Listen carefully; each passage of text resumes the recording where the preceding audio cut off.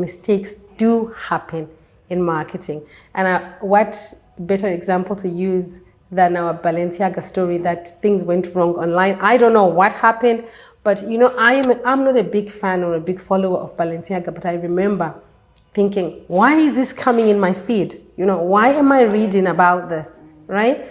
And I think whether something went wrong or whatever that happened, but that's a classical example.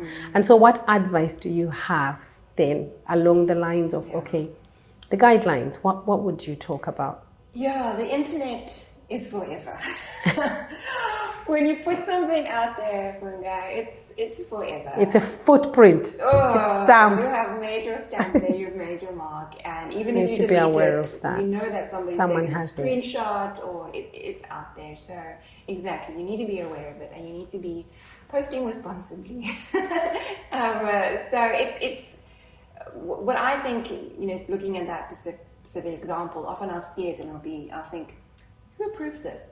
How did it get out here?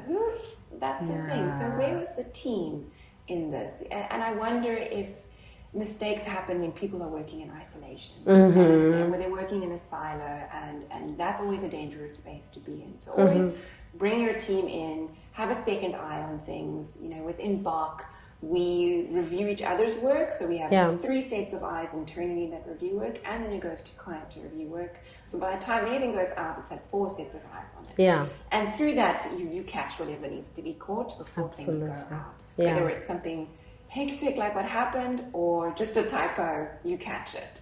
So it's definitely working with your team. If something ever does happen, we always recommend calling the team together, assessing the situation, quite quickly as well. Don't let it hang there, and then decide on the best course of action. Take ownership if it was something that was wrong on our side.